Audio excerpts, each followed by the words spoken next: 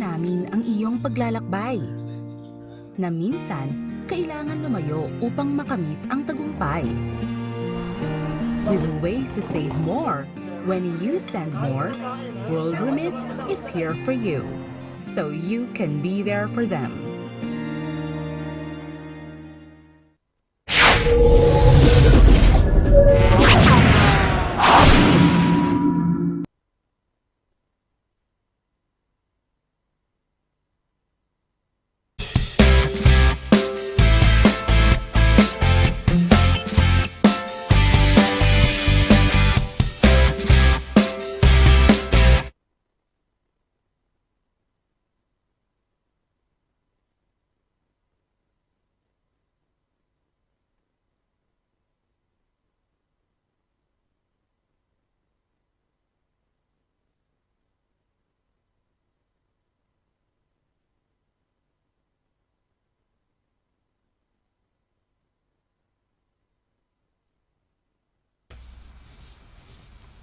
Okay, nako. Happy Thursday ho sa inyong lahat. Welcome sa ating program. Ako po si Sonny LARAGAN. Welcome ho. Happy Thursday. Narito ho tayo sa Immigration Corner kung saan yung mga issues, problema tungkol sa immigration dito sa United Kingdom ay nabibigyan ho ng sagot, no, kasagutan ng ating very special star of the show dito sa ating palatuntunan. So magandang Thursday evening ho, no, do sa ating mga kababayan sa apat na sulok ho ng United Kingdom. At syempre, no, hindi lang sa United Kingdom nakakapanood yung ating mga kababayan, sa apat na sulok din ho ng Europa. Welcome ho. Nako, Diyos ko, pang isang linggo na ba may laban ho sa Ukraine. Yun ang nako, sana ho huwag magkagulo, no, dahil lahat ho tayo apektado. Yung mga gobyerno ho tulad ng Amerika, ng UK, EU, European Union, they have to do some drastic mga measures na para ma-neutralize yung direct paki-off lang konti mic ni habang wala pa. Ayan, okay, pumapasok.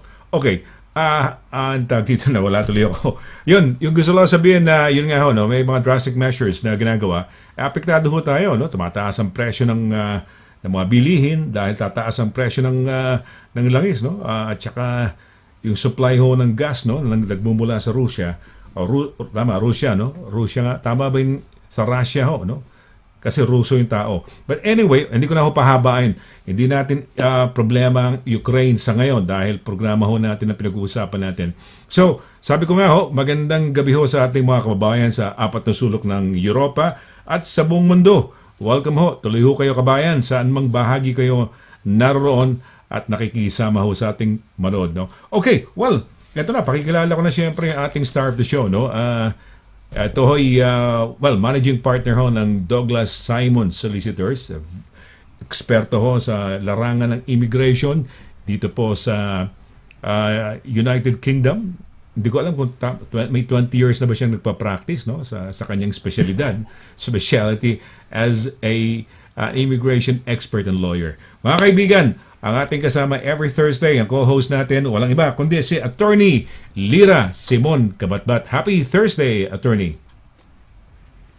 Hi, Sonny. Magandang gabi. Happy Thursday. Glad to be back. Kamusta? Kamusta ka? Okay naman. Well, it's, okay naman. Malamig lang. Been here. Came back, I think, last week from Greece. Okay naman.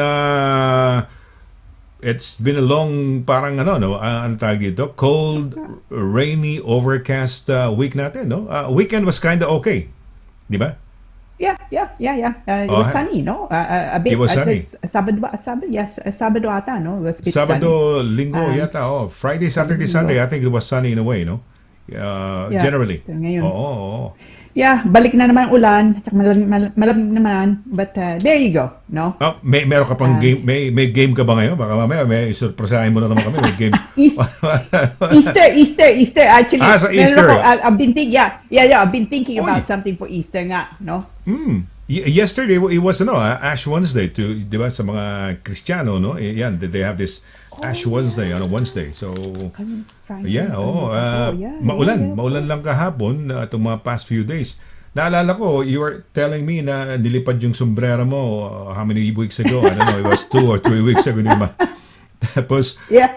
you were not Yeah. parang naulanan ka yata and parang lalagnating ka, something like that, no? Kumusta? How was your weekend? Okay nga lang. Okay. I mean, that's yung I didn't I don't actually yeah, no, I was working. Yeah. That's why I can't remember it. I was working. Dahil meron akong hearing nung Monday at saka nung Tuesday, so it's been quite busy nga. Actually, one of my hearings was to do with Ukraine, no? Oh. Wow. Ukrainian client nga. So yung that's why I thought yung topic nga natin ngayon yes.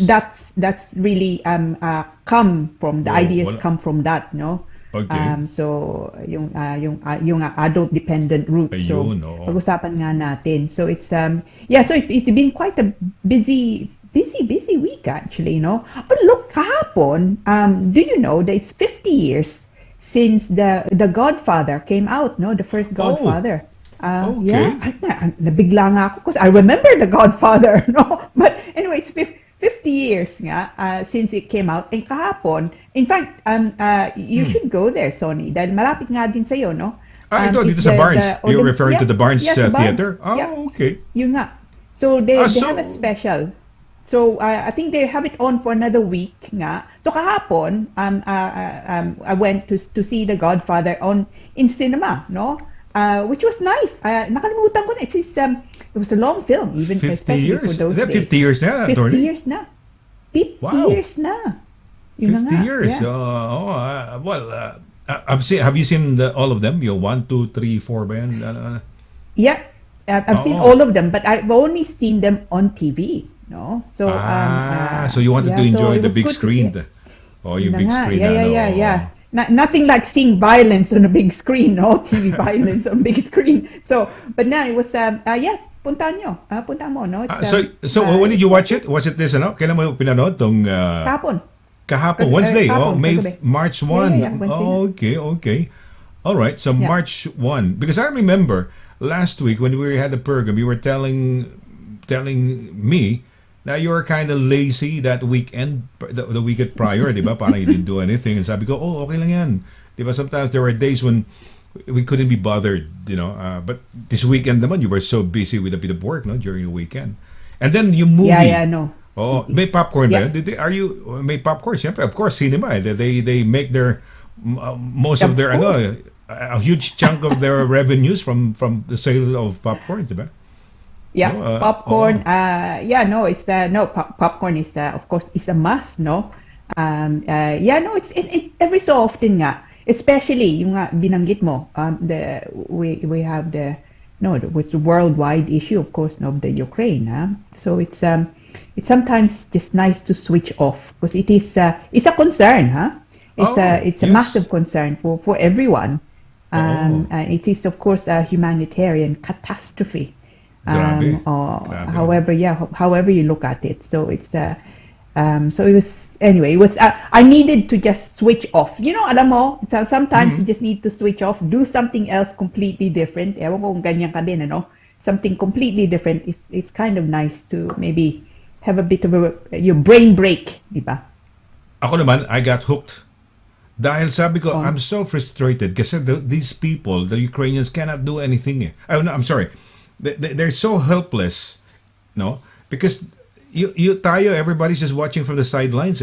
Nobody can engage. The British, the Americans, EU cannot engage the Russians. Talagang binobombard. You're just like watching something while they're haplessly being bombarded with missiles and everything. No, parang walang magawa. You're watching. Parang naawa ko tuloy because we have some friends who are Ukrainians. Well, not really friends na andito kilala ko pa, pero I've met some Ukrainians na ang mababait sila. So kawawa naman sila, parang hopeless lang ba? Yung okay, puro sanctions, but here comes yung mga Russian army, Russian lahat, no? Patuloy pa rin and they're bombarding them, no? Parang there's nothing you can do, no? Walang magawa. You cannot stop Putin. He does what he wants.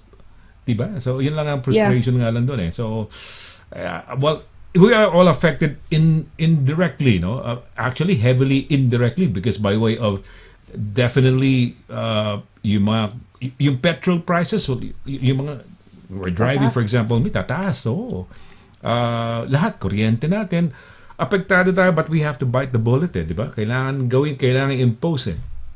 Pero, yun nga, the only thing they have to really do, EU has to do to, not totally get out of their dependence on Russian gas and oil, eh. Yun lang, that's the only solution, eh. Diba? But it's not easy to do.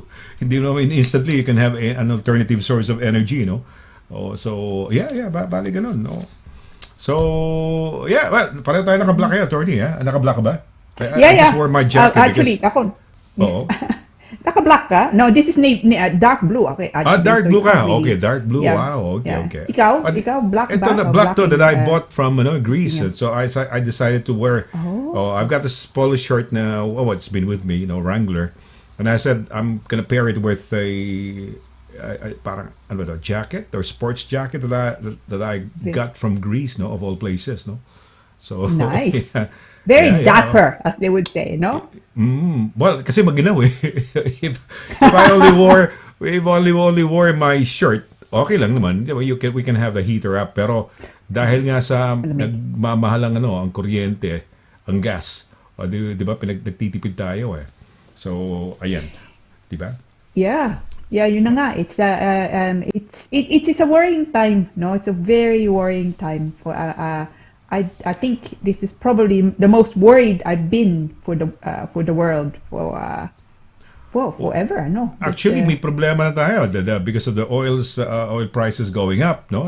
Tapos biglang sinabayan pa ng Ukraine, lalong grabe, So, anyway, attorney, we'll go on to yung ating mga greetings, no? Yes. Yung ating little game that we have. And as always, siyempre, parang bragging rights yan if they're the first to, di ba, to greet us. Sige, okay, take it away, direct.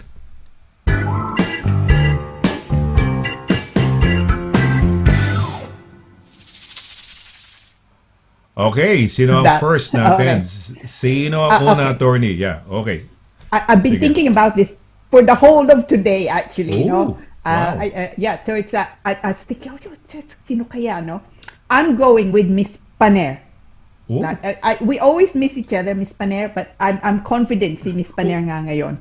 Last week ba? Direct, sino ba last week natin? Natatanda mo ba? Sino Oliver. Ba last week natin? Was it Oliver? Si Oliver. Wow, okay, Oliver. So, you had Miss Paner last time yata, tama, di ba? And then it turned out to be Oliver? Or was it? Tama ba ako? No, it was, I think, tama ba ako last week? I know I got one right last week, no? Pero one lang. One lang ba? Okay. Alright. Sige. Okay. So, Oliver was last week's first, no? Yung parang, yung bragging rights natin na siya unang-una, no? Yung bragging rights niya. Hindi atin. Bragging rights niya. Yun na. Okay.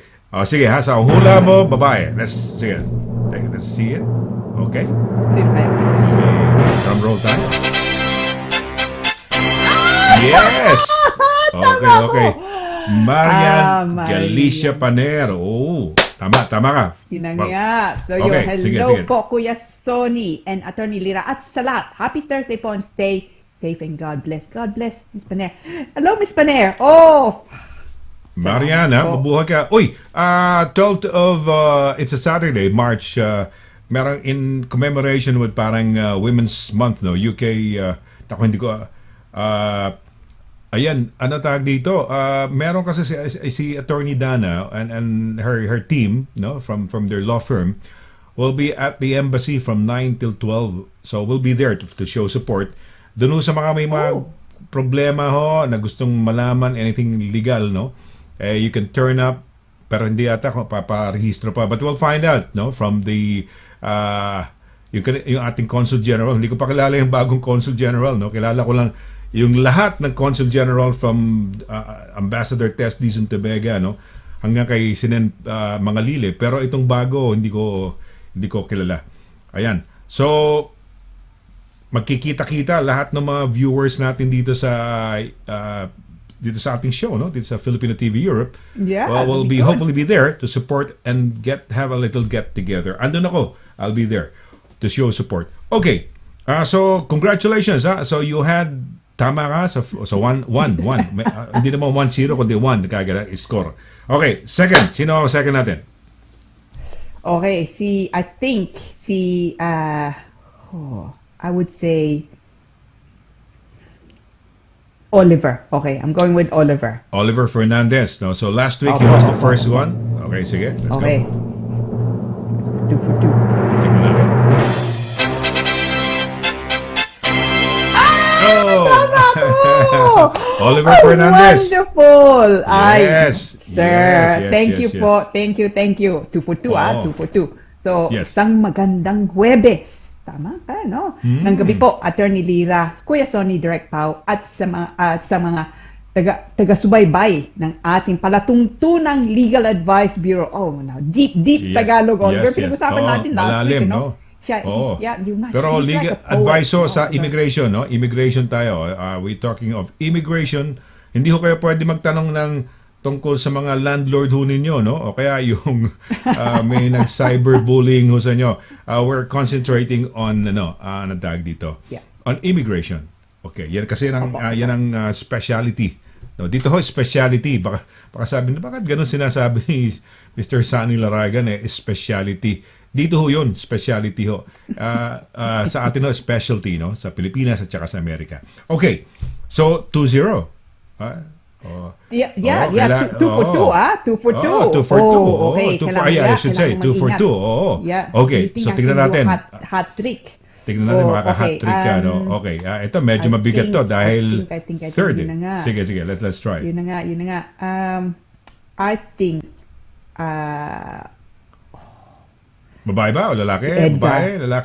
Lalaki. Si Edgar. Lalaki, Let's go with lalaki. Edgar Duway. Sige, let's see. Our Tingnan friend, natin Mr. makaka-hat Duway. trick si attorney. Sige. Oh, Yeah. I truly was thinking about You were Miss thinking of- Rafael. I was thinking capitals, no? Oo nga. Well, ibig sabihin she's feeling well, no? Ayos na ayos ang pakiramdam niya. Imagine mo. Yun na nga. Oo. Nevertheless, ayan. I'm pleased to hear from Nevertheless. Mr. Rafael. Yeah. Exactly, Yun na nga. So, okay. yeah. Yo, Good well. evening, Sonny. Yeah. Good evening. So, sabi niya, good evening, Sonny. Good evening po. And Attorney Lira and everyone. Happy Thursday, everyone. Good evening po, Mr. Rafael. Kumusta? Good Hopefully you're evening, feeling okay. Emily, no? Maganda yung kanyang picture dyan sa, nandiyan dyan sa, no? Oo, ganda ng hair niya, no? Oo. So, Emily, Yeah. no? Ibig sabihin, Beautiful. she's okay dahil naka all caps, no? Ayan, si Ronem, BM. BM. Oo, saan po sa Europe ito? Nasa UK kami, sa London, no? Yeah. Dito kami sa London London. po kami. Ikaw ba, nasaan ka? No? Nasaan ka? Ayan, si Ma'am Cora. Ma'am Cora Carzola. Hello, Ma'am Cora, yes. Yeah. Oo. Ayan. Yeah, so hello po. Yeah, sabi niya, to Sir Sonny, Attorney Lira, and all. Maligayang gabi po. Ma'am Cora, are you okay? Okay ka, hopefully? Watching from Barnet. Okay, watching from si Barnet. Emmeline. Emmeline, wow, okay. Ba't nasa Barnet ka na naman? Ito yata yung friend niya na whose husband passed away and she had to be there to comfort her, console, comfort, ganyan, no? Ba't kaya nasa Barnet ko? Hindi nasa Barnet yan, nasa Abu Dhabi, no? Kaya kung di nasa Abu Dhabi, was it Croatia when we last had her also? She was away. Croatia yata yan. So Diba? when were you back, no? Miss Rafael, kailan ka bumalik? Babalik nga lang niya siguro. Hindi, matagal-tagal na yata siguro, I don't know. Pero hindi ko alam, no? I don't wanna hindi ko alam exactly kung may 1 month na siya rito, kung 2 months na, okay, hindi ko alam, no? But you can reply to us, Emily, Okay, sige, next, sino yan? Of course, Rudy Libro. Happy Thursday po. The Libroho clan, yeah. Rudy Libro, mabuhay, Rudy. Sino to? Soren Nielsen? Yeah, in Copenhagen. Wow. All right, you're watching us from Copenhagen, Denmark. Wow, that's Soren Nielsen. great. Welcome to the program. Soren, mukha yata to. Yeah, Copenhagen, Danish. He's thank a you very Dane. much for watching. Diba? Dane, Yeah. thank you. Ayan. Okay. Miss Lorraine Cantos. Yeah. Oh. Yeah, happy Thursday po, Attorney at Kuya Sonny, and everyone watching from PR UK. No? Okay, wow, mabuhay. Hi, Lorraine, Mabuhay kumusta ka, po? Lorraine Cantos. Bago ba si Lorraine? Lorraine, mabuhay ka. You can watch us also directly if you want to go to, i-like mo rin yung Filipino TV Europe na Facebook page, no? Or if you want, kung mas maganda ang gusto mo na quality ng video, then you can go to, pangalan ito? Sa YouTube. So you can watch us both on YouTube and Facebook. Okay. All right. Sige, mabuhay ka ha. Okay. Uy, Joe Mel. Bago yan. Yeah. Good evening, Sir Sonny Laragan. Watching from Harrow. Stay safe. Okay. Good evening, Hi, Joe. Good evening. Yeah, Si hello. Attorney Lira SIMON-CABATBAT kasama natin, no? Siya ang ating immigration expert dito sa ating Immigration Corner. Ayan. All right. Uy, go. Yes. Mary Rose Fronda. Yeah, Ms. Fronda. Hello po, Sir Sonny and Attorney Lira. Magandang gabi po sa lahat. Stay safe po. God bless. Okay, God bless. Ano ba ang picture niya? No. Mabuhay, Hi, Mary mabuhay. Rose. Ha? Mary Rose Fronda. Yes. Sino to? Oh, look. Carl Sweden. Liza Wow. Juan We were Christopher Europe. Miral. Uy. Ang gandang pangalan niya, no? Carl Liza. Carl Juan Liza. Christopher Good evening, Miral. Carl Liza. Ang haba ng pangalan mo. Yeah. Juan Christopher. Puro first name ba yan? Juan Liza. Yeah. Mabuhay, watching from Miral. Sweden. Ha? Good Yeah. evening to you. Good evening sa Sweden. lahat. Pinoy. Yeah.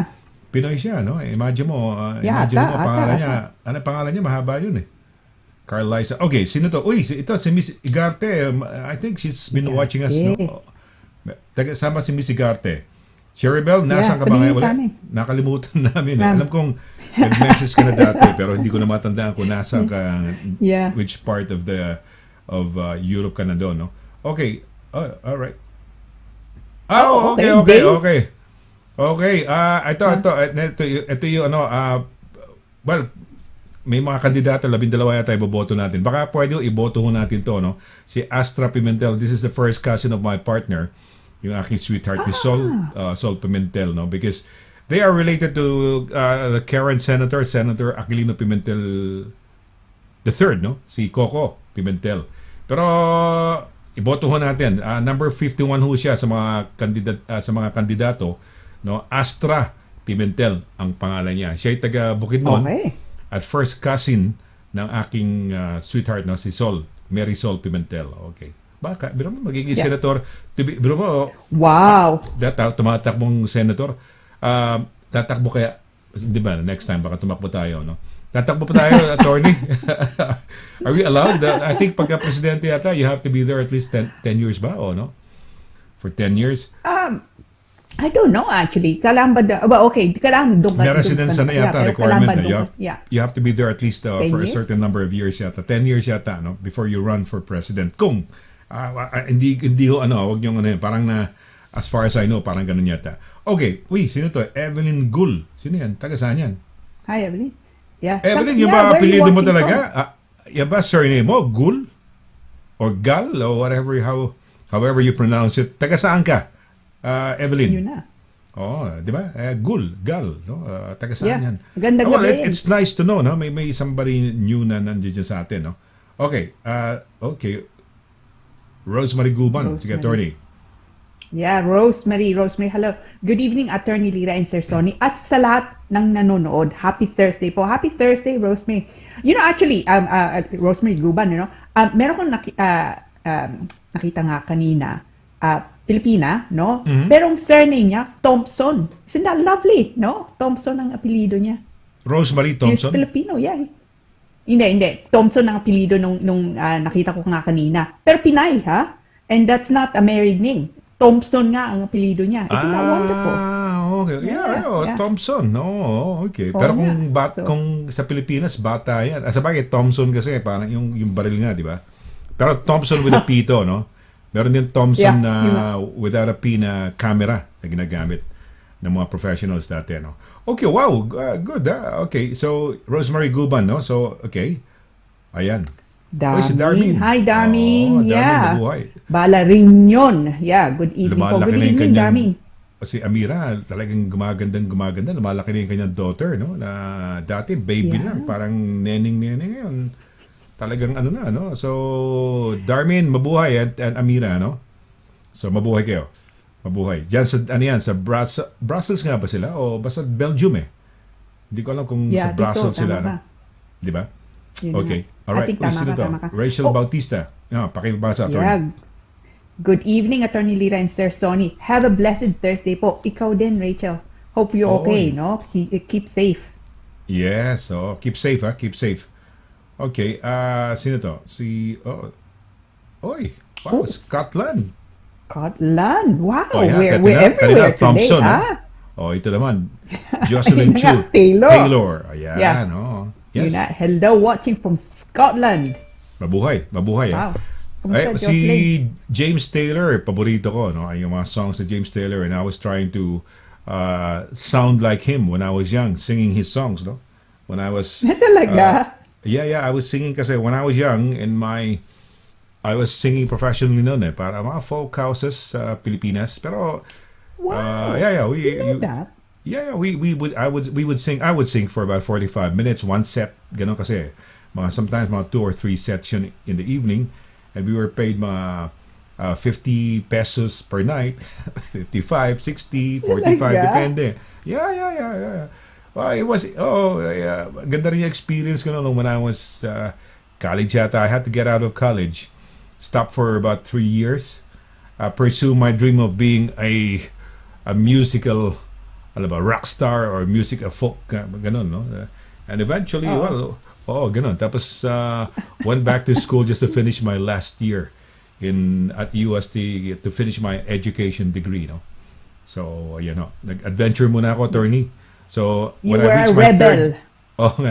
when I reached my third year, after finishing third year, sabi ko, teka muna, lalabas ako, I'll sing professionally muna. And then I did it for, I don't know how many years, and then I just went back to finish my fourth year.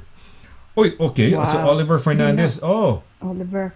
Oliver, so kind of you, no, to join us. Talaga naman. He is so committed and so devoted to us. He's a lovely, lovely, lovely man. Okay, sabi pa niya, so sorry. So sorry. So sorry pa siya, no? From night shift po, struggling to be half awake. Oliver. No, yes. Oliver, mag-uusap tayo weekend. Let's have a quick chat. Call me. Friends na tayo, no? I accepted your invitation. Sabi mo may outstanding invitation. The only way to do that para mapansin is to cancel and then do another request, which you did, and I accepted, no? So friends na kami ni Oliver. So thanks, Oliver. Uy, si MM Giling. Miss Giling. Yung MM Giling. Hi po sa lahat. Happy Thursday po, sir and ma'am. Miss Giling, lagi kong sinasabi, she's a lovely, lovely woman. She just is. No, she's just one of those people na that si Miss Giling. She's lovely. She's a lovely, lovely person. Mabuhay MM ha. Sana in future makita tayo, makita ka namin, mayakap at hindi naman mahagkan, mayakap, ma-embrace lang, mahag, no? So, ayan. So, yan na muna ating mga greetings, no? Ipasok na ho ninyo kung may mga questions ho kayo, ipasok na ho ninyo para nang sa ganun, hindi ho medyo at the end, no? Para at least as early as maya-maya ho, maipasok din natin, no? Kung meron kayong mga questions. Okay, so we're gonna have a short break at pagbalik natin, doon na tayo sa adult, ano yung topic natin? Attorney?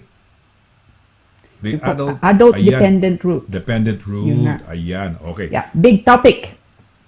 Ito ba yung, teka muna, adult dependent root, ito ba yung parang ang mangyayari, tipong, ano ba tawag dito? May sinasabi ka na parang more of, hindi ba, sige, ko lang. Yeah. Tama ka. It's an update on that, actually. Yeah. There's an update. Yeah. Well, it's an update on that. Dahil nga nangyayari sa Ukraine nga ngayon, it may be a route that is yes. a possible route, no? Okay, for possible people route. who are there nga. Opo. Okay. So ito parang in a way we're explaining this, but the beneficiaries of this are the Ukrainians, di ba? Ukrainian families dito. Hindi din. Hindi rin. No, I mean it's really? yeah, hindi din. So it's of course applicable. It's worldwide so nga, parang, no? Okay. Yung nga. So pag-usapan natin, well, especially relevant nga. I mean the idea was because it came from a case that I had nga on Tuesday, no? Right. Tapos but it's still very applicable nga to people nga in the Philippines. So kung meron kayong mga gustong kunin, adult dependent routes, stay tuned. Ayan. No? O sige, nako ito, napaka-interesting nito because it could be one of those avenues or pathways for you guys to be able to bring your loved ones dito sa Pilipinas. Sa United Kingdom. Mga loved ones sa Pilipinas dito po sa United Kingdom. Ayan. Okay, we're gonna have a short break, no? Sabi nga ni attorney, nako, kailangan bantayan nyo, at tutukan nyo tong topic nito. So, we're gonna be having a short break, and when we come back, di-discuss ni attorney itong interesting ruta, no? The adult dependent route. So, don't go away. We'll be right back. Mula doon hanggang ngayon, serbisyong mapagkakatiwalaan, serbisyong maaasahan pagdating sa inyong mga padalang balikbayan boxes. Dito ka na sa Forex Cargo. Sa presyong kayang-kaya ng bulsa, sigurado ka pa sa inyong padala. Forex Cargo. Dahil kailangan makarating. Call 0208-813-7064. O, ano pang inaantay niyo mga kabayan? Tayo na sa Forex Cargo.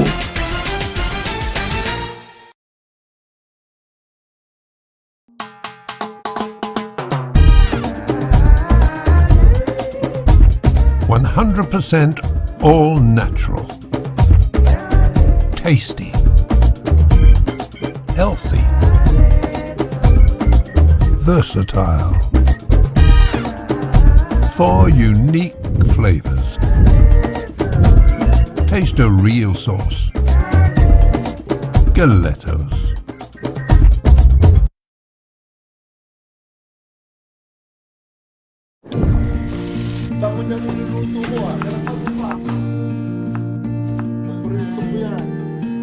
Sa World Remit, naiintindihan namin ang iyong paglalakbay. Na minsan, kailangan lumayo upang makamit ang tagumpay. With ways to save more, when you send more, World Remit is here for you, so you can be there for them.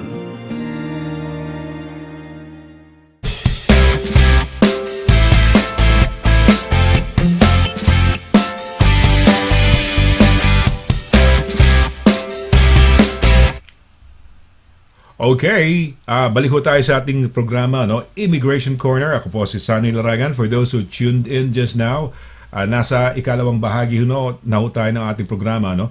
At syempre, kasama natin yung ating pinakamamahal na eksperto, no? Eksperto talaga sa immigration. Ito ho, kumbaga, ang dahilan din. Syempre, andito tayo. Hindi ko naman maipaliliwanag itong ating mga issues, problema, yung mga clarifications na gusto nyong malaman about immigration. So, good evening, happy Thursday once again, Attorney LIRA, no? SIMON-CABATBAT, no? Attorney, happy Thursday. Happy Thursday po. Happy Thursday sa lahat, no? It's good to be back, no?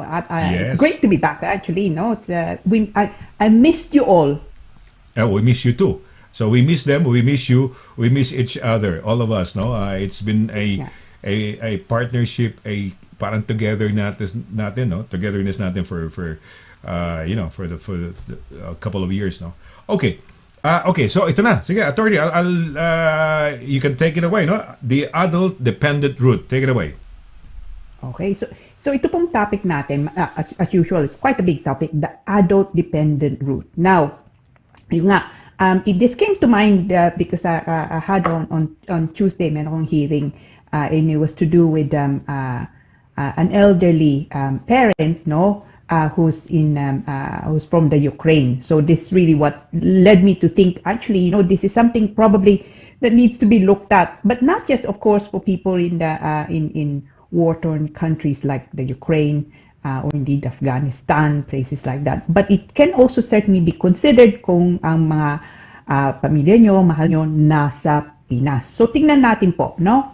Now, unang-una, nagbago unfortunately yung batas, itong batas na ito, that was introduced in place of something else that was frankly far better, and the change happened in July 2012. So nearly nearly 10 years na nga ngayon, no? Now the Home Office, after that was introduced 4 years later, in December 2016, they published a kind of a review. Tinignan nga nila, no, what had happened to applications under that route, so the adult-dependent route. Now, interestingly, and not surprisingly maybe, visas issued to parents and grandparents decreased from an average of 2,325 per year before the change nga in 2012 to an average of 162 only, no, per year after the change in the rules. So talagang it's obviously plummeted, no, substantially gone down, and there's a reason for that. Dahil mas mahirap na nga ngayon. So tingnan natin muna yung batas. Ano bang ibig sabihin? Who can avail themselves of the route? For example, for short, I usually call it the ADR, no, adult dependent route. So who can avail themselves of that? Ano bang requirements of from the sponsor nga in the UK, and things to watch out for. And then I'll give also some tips if you're making an application, things to I would suggest to you, make sure that you do, no, things to provide. So what does the law say? Ang una po, the applicant, so kung sino mang gustong pumasok nga sa UK, must be applying from outside the United Kingdom, no? Yun ang una. So ibig pong sabihin, kung nandito na yung nanay, tatay, anak nandito nga, then we'll go through the who can apply. You can't use the ADR, the adult dependent route. Dahil yung application na yung kailangan galing sa ibang bansa, coming into the United Kingdom. So kung nasa Pilipinas sila, they must make the application from the Philippines. So yun pong una. Pangalawa, yung sponsor, no, yung kukuha nga sa UK, must already have settled status. So ibig sabihin, British nga, or kung European, then settled status in the United Kingdom, or present in the UK with a refugee status, no? Now, but generally, the people certainly I deal with, I've come across, is someone is, the sponsor nga is settled in the United Kingdom. So someone British, someone with indefinite leave to remain or settled status under the EU settlement scheme, for example, no? Now, sino bang pwedeng yung kunin sa pamilya, no? Hindi lahat-lahat, no? So they've limited then to adult and direct relatives. So ibig sabihin ng sponsor, ha? So children over the age of 18, for example, parents, mga magulang natin, grandparents, lola, lolo, of course, no? At saka brothers and sisters, no? So mga kapatid nga natin. Hindi pwedeng pinsan o kaya nephew, niece, hindi po pwede. So it is limited to direct relatives of the sponsor. Yung nga, over 18 children, parent, grandparents, brothers or sisters. No one else, no? Pinsan, you can't make use of ADR, the adult dependent route. Now, and then we get to, and of course the applicant must be of good character. So walang mga criminal convictions, for example, sa atin. Now, the 3 things or 4 things nga that we're going to concentrate on are the difficult requirements. So una po, they want to also see that the applicant nga, no, yung kukunin nyo nga, has a long-term, so I'll read to you that section nga, long-term, requires long-term personal care to perform everyday tasks. So ibig sabihin, talaga may sakit. Hindi lang na konting may sakit, but someone who requires assistance to perform everyday tasks, like cleaning themselves, cooking, eating even. So intended as basic essential activities due to age, illness, or disability. So kailangan malala nga yung sakit. No? So again, it's not for everyone. So kung meron kayong mga anak, over 18, 21 na, gusto nga pumasok dito, this route is not applicable. No? Kung okay naman sila. Pero kung may sakit nga sila, then certainly look at this. And of course, the usual thing, they want to, you need to be able to show that they can be maintained and accommodated in the UK without recourse to public funds. Babalikan natin yon, no? And the third thing nga is that you must be able to demonstrate, or the applicant must be able to demonstrate that the care must be unavailable or unaffordable in the country in which they live, even with the help of the sponsor. So, ibig sabihin, kung nasa Pilipinas nga sila, no, that the care is not available in the Philippines or cannot be afforded even with the help of the sponsor nga dito, no.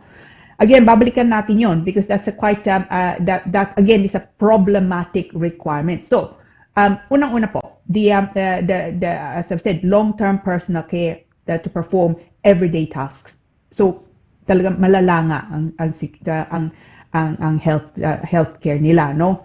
So, for example, kung meron silang someone who's so for example, I was dealing with a client whose father had a stroke, no?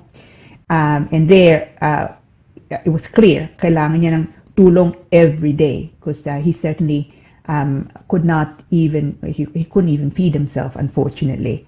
So it has to be something substantial, no? Hindi nga lang na meron diabetes, but diabetes of course can be a very serious condition, but that on its own will unlikely to satisfy nga the long-term personal care requirement. So the home office, unang-una, kung yung kailangan ipakita yon, no? So what do you do in order to be able to show that? Ebidensya, no? Medical report, no? Now, importante po na yung good medical report, crucial yun. Yun ang una nilang titignan. Yun ang una nilang hanapin. Kung hindi ka magbigay noon, automatically marirefuse ng application. It's one of the mandatory requirements. So, gusto na makita, meron bang ebidensya? No? So, I've seen applications, for example, ang pinasa nga lang yung lista ng mga medicine, no? Medication na kukuha nung applicant. Yung po, hindi po yung pwede. Kailangan nyo talaga proper medical report. Yeah? Hindi nga lang na just a quick note to say it would be good to have someone looking after them o kaya ito medication niya. That will surely result to a refusal. So, proper medical report. On top of that, actually, my suggestion would be, and this is something I do as a matter of course if if obviously warrants it, no, is psychiatric or psychologist report. So, hindi nga lang na may sakit nga yung tao, malala nga yung tao, but also the effect that's having, the separation from your loved ones in the UK. What is that having on the person who stay in the Philippines? Gusto niyong kunin. So, sabihin natin, nanay o tatay niyo gusto niyang kunin dito, especially kung biyuda nga siya, nanay niyo, no? And she's getting quite depressed dahil mag-isa nga lang siya sa atin. Yeah? So, get a medical report, but on top of that, psychologist or psychiatric report to show also your mental state niya. No? The fact that she may be suffering from depression. No? That's probably something better coming from a report from a psychiatrist or indeed a psychologist.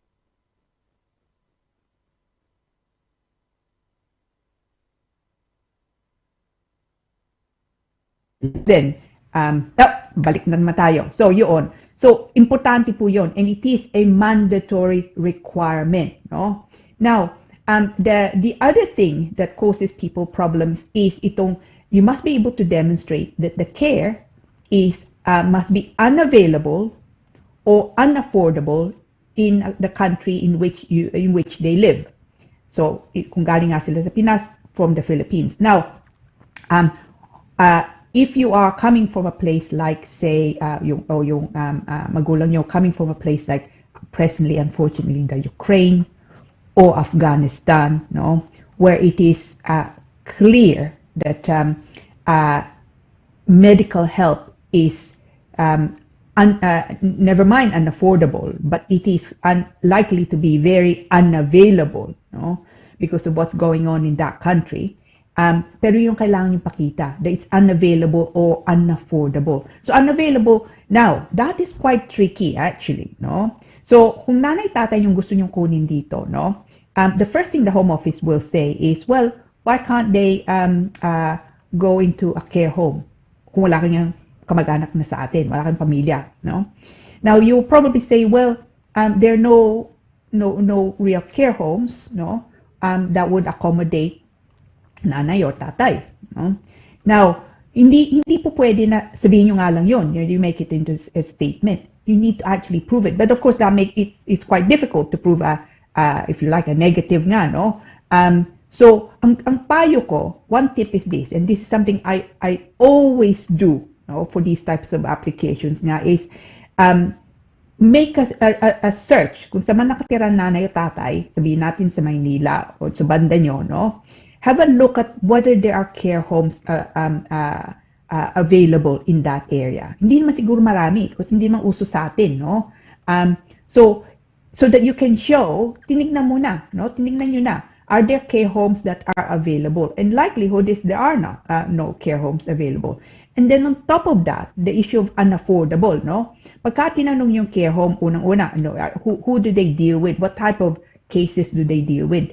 Sa mga bata ba? Or are you looking at someone who, or are they dealing with the elderly? You know, if it's to do with illness, what type of potentially illness they deal with? Do they deal with people who have perhaps a brain, who've had brain traumas? No. So you need to distinguish the care home from the case that you have. So kung hindi nga pwede, sabihin natin 5 yung care home na malapit sa banda nyo, no?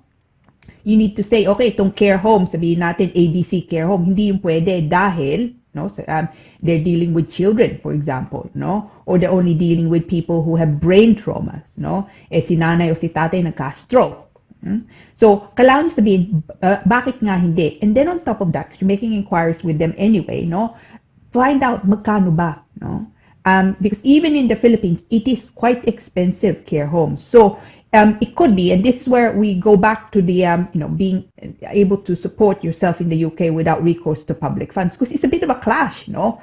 So, kailangan pakita that yung kamag-anak nyo, pamilya nyo, pagka nandito na sila, will be able to be accommodated and be supported in the UK without recourse to public funds. But at the same time, kailangan nyo din pakita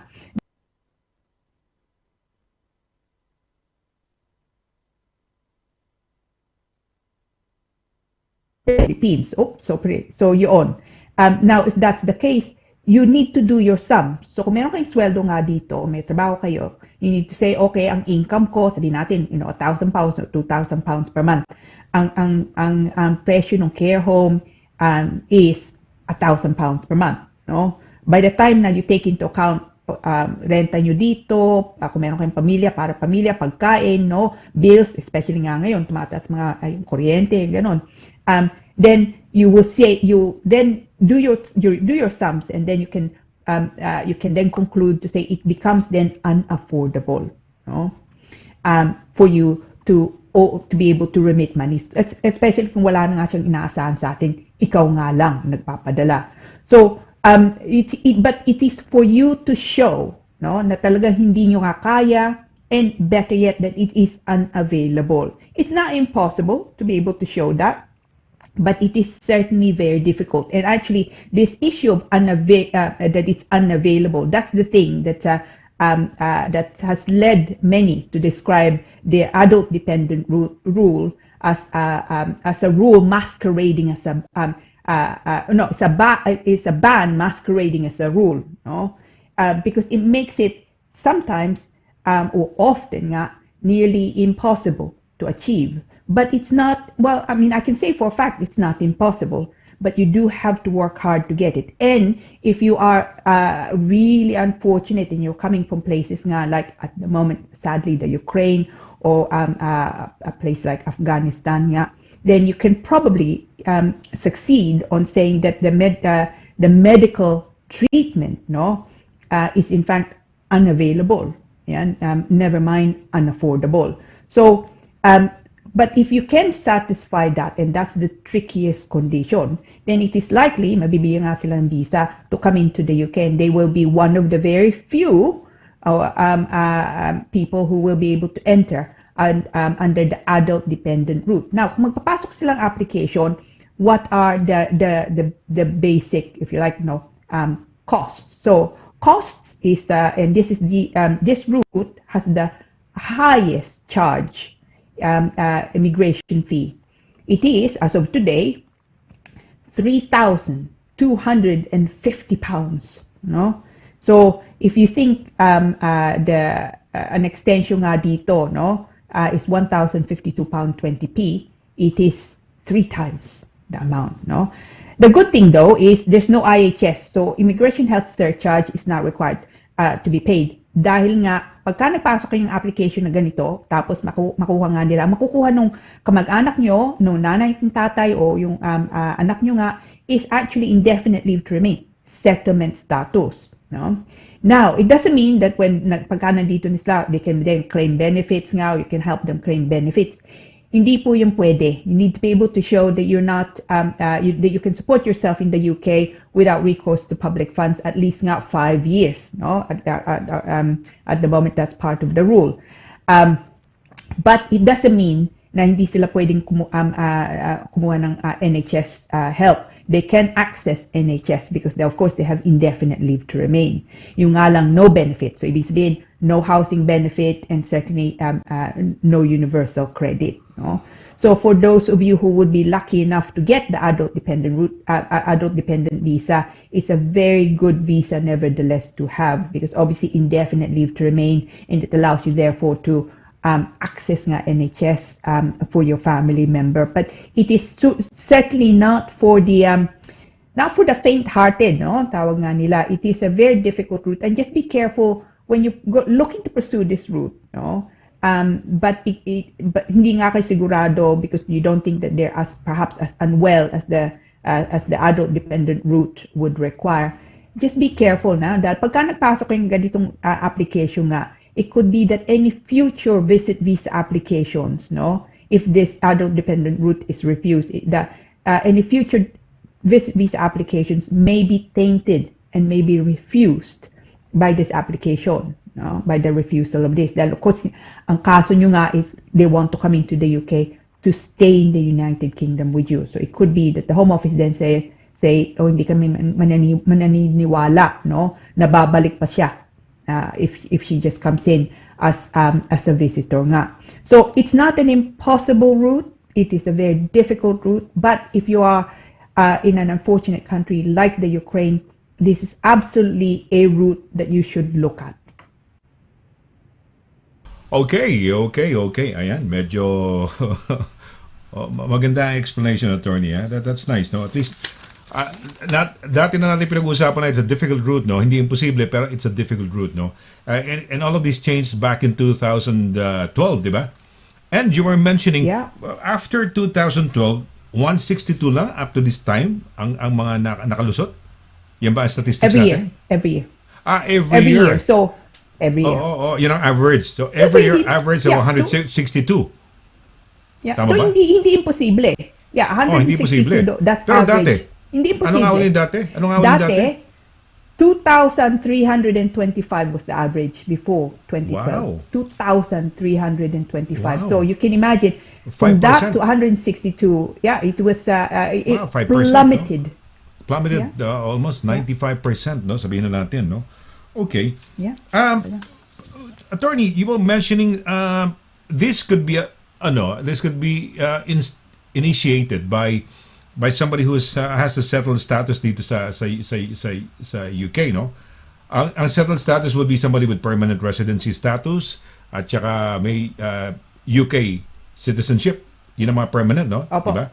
Pero you mentioned also you may refugee status. Paki-explain nga, ano ba ang refugee status and how does one obtain a refugee status? Kasi kailangan may settled status, sabi mo, and pwede rin yung may refugee status. Ano ba ang refugee status? Yeah. So basically, a lot of people, it's often referred to as asylum seekers nga, no? So a refugee is not necessarily an asylum seeker. So someone, for example, from the Ukraine, actually, no? At the moment, ako nandito nga yung anak and nando yung naiwan nga yung parents mo doon. then you could, because of the way the country is, no, you're seeking refuge in the United Kingdom because of the state that your country is in, no. So yeah, so it's akin to, asylum seekers nga. But yeah, it's difficult to also get refugee status in the United Kingdom. So mainly, actually, I think I've only come across one occasion since in practice where the sponsor was actually a refugee. Most of the time, nandito sila under the with settlement status na nga, or indefinite leave to remain, or British. Okay. But when do you actually apply? Parang 'di ba yung mga tinatawag na no win no fee, no? Yung mga parang yung mga naghahabol sa mga aksidente, 'di ba? Kaya no win no fee. Ibig sabihin the company or the law firm would not take on your case kung hindi ganun kalakas, 'di ba? Kasi useless lang, sayang, no? Pero dito ba for example, sa laki ng application ng bayad sa fee, no, 3,250. Is it best to have it analyzed by somebody like you, like an immigration solicitor? For example, somebody comes to you and says, "Pwede ho bang attorney, nanay ko o whatever, ganyan, no?" You will have to assess, di ba? Itatanungin mo, meron ba sakit siyang, permanent ba na ano sabi mo, the long term, your relative needs a long term permanent care. It could be your malawak pala, hindi lang pala parents, hindi lang pala lolo at lola, children above 18, no? Brothers and sisters pala, pwede rin, no? Yeah, kapatid. Yeah, yun na nga po. Tama ka, Sonny, dahil unang-una nga, ang taas ng pagbayad, no? 3,250, and that's just the visa application fee, ha? Now, on top of that, of course, and this is perhaps even more dangerous, no? Kung magpasok ka ng application na ganito, the ADR, the Adult Dependent Route, tapos ma-refuse, then later on, gusto niyang pumasok nga dito to simply visit, you'll find na yung application to visit is likely to be refused. Dahil hindi sila maniniwala na aalis ka pa no? Dahil nagpasok ka ng unang application na na-refuse and they've said no. So you are potentially making this application, baka mapahamak any future entry into the United Kingdom. So kailangan ingat. And so tamang-tama ka. You should mahal bago nyo hindi nga lang na mahal, but it can compromise any future applications in the UK. So you must really, ang payo ko, seek advice. There it's one of those actually routes that I would always say it would be silly not to seek advice, really, because it's just it's too expensive, it's too dangerous for the applicant not to get proper legal advice. And most firms coming nga din, we offer fixed fee interviews, no? So for a fairly small amount, you can get it assessed. Is it something na you could potentially have a chance to get? And you have to rely also, and that the solicitor is very frank with you. And I think in the main, the advice would be frank. No, is it something worthwhile doing o hindi? No? But it's important to know it before committing yourself to this. Tama, no? Marami tayong kababayan na PR na sila, pwede na mag-apply ng naturalization. Pag tinanong mo, ba't di ka ba nagsi-citizenship na? Yan ako, nag-iipon pa ako, mahal eh. So, how much more with this, no? Ibig sabihin, application form pa lang to. Yung isa, hindi na application form, yung naturalization. Magbabayad ka na lang, di ba? It's a payment eh. Ito, hindi eh. Yeah. This is a visa fee. So, so ibig sabihin, pag hindi successful, yung pera na 3,250, wala na? Wala na. No, hindi na babalik.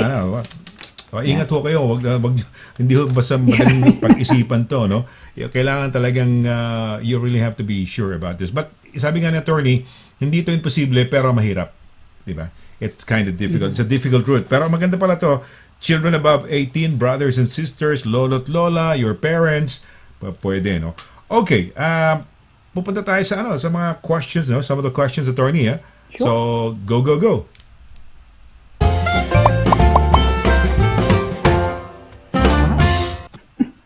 Okay, yan. So, Wow. direct, ano unang question natin? Yeah, attorney, unang question, pakibasa. From Okay, Ella G. galing po kay Ella G. Magandang gabi po, Attorney Lira and Sir Sonny. My husband and I are planning to invite my parents, here in the UK for 6 months visa. We'll be paying for all the expenses. Hope you can give us an idea what sort or type of visa we should apply for them. What to expect while in VFS office, and also may I ask if there's any seminars they need to attend. Hope you can give us also some tips on what to do and to avoid during the application process. Oh, Ella, this is such a good question nga dahil yung pinag-uusapan natin it's kind of linked, no? So, una po, inviting your parents in the UK, so I'm assuming visit nga lang, no? For 6 months. Now, you'll be paying for all the expenses. Tip, no? Prepare a good letter or affidavit, na? Sabihin nyo doon anong ginagawa nyo dito, where they're going to be staying, why it is that you would wish for them to come here, then perhaps we go to the Philippines to visit them. And I suspect if they're retired, they can spend 6 months here, whereas you can probably only spend 2 weeks there. No, if there are children involved that they haven't seen their grandchildren, for example, that would also be good. So it would be the answer to your question of what sort of visa you should apply for them, then that would obviously be for a visit visa. You know, if they are well, they don't have any medical issues, then don't even think about the adult dependent route, because that will simply fail. So it would be a visit visa. If it's their first entry into the UK with a visit visa, then only apply, I would suggest, for 6 months. Yeah, I mean 6 months nga lang 6 months, they can only stay in the UK anyway, maximum of 6 months, but nevertheless, just also apply for 6 months. Now, the VFS office, they're open now in the main. They're fine, as in they can sometimes require you to wait a while. They want you to be prepared, so make sure, Ella, you submit so the applications are the documents are submitted online now. No, at the VFS office, the only thing they need at the when they attend for the biometric is their passports. But don't make sure they have a valid passport, no, because otherwise the application may well be refused. They don't need to attend any seminars, no, because it's not that kind of application. But they just need to make sure. You just need to make sure that they have the vignette, no, stamped on the passport. It's green, so it's a visit visa. But as I say, crucially here, no, statement nyo. So basically, letter or affidavit nga explaining what is your position here, the fact that you're providing for them. Make sure you submit nga your bank statements to show you can support them in the UK during the limited time that they are here. Beware also, they're very slow at the moment. They're still catching up with the pandemic. So if you're hoping they're here for Easter, forget about it. I can't see that they'll be able to sort out the visa application that quickly. But good luck, Ella, no? Keep us informed. Attorney, ilang months ang bank statements? 6 months, di ba? 6 months usually ang kailangan nga. Okay, so if they intend to do that, they have to start beefing up their mga bank statements, yung mga bank account nila with the necessary konting amount na maganda, no? Kailangan pinaplano na, ganun. Well, actually, I'm glad you say that, Sonny, because this is a frequent issue that I come across. So, ang tawag sa atin, no, show money, no? Oh, yes. So basically, what sometimes happens is someone here who has money then sends money sa atin, no? Puts it in the account of whoever's coming into the United Kingdom. Problema nga, of course, this suddenly from 0 or 10 pesos, suddenly they have 10,000 pesos. But there's no explanation how that came about. San nga nanggaling? And the first thing the Home Office you will find say is they think that the amount went in there without any explanation, simply to bolster the application and that you're looking to deceive. So, mga magulang nyo, kung wala nga silang income, that's fine because kayo naman sasagot eh. And say so in your statement na They're living maybe on pension, maybe they're living on maintenance from you, kayong nagpapadala kayong remittances, magandang buhay nila because you're generous children in the United Kingdom. So or even send your remittances, no? Proof of that. Kung yun ang income nga nila. But don't suddenly put in your 10,000 in the hopes to show money without really explaining what that is. Okay. Well, yun nandito talaga. Show money sa Pilipinas, kamukha na sabi mo, they don't really have to show that kung pinapadala mo ng pera. Pero kung nandito ka naman, alam mong 6 months, so you will try to make that 6 months yung tipong nagbabuffer ka na, naglalagay ka na ng pera sa bangko. I'm talking of somebody who's from here to show evidence na may enough funds, no? Ganun. Yung mga P60 ba, hinahanap yan o mostly bank statements lang? Bank statements, but as a general rule, especially kung maganda ang sweldo nila, no? I provide actually the P60. I provide the last 6 months pay slips. I provide the P60, and sometimes nga kontrata din, no? So especially if they have a responsible job, no?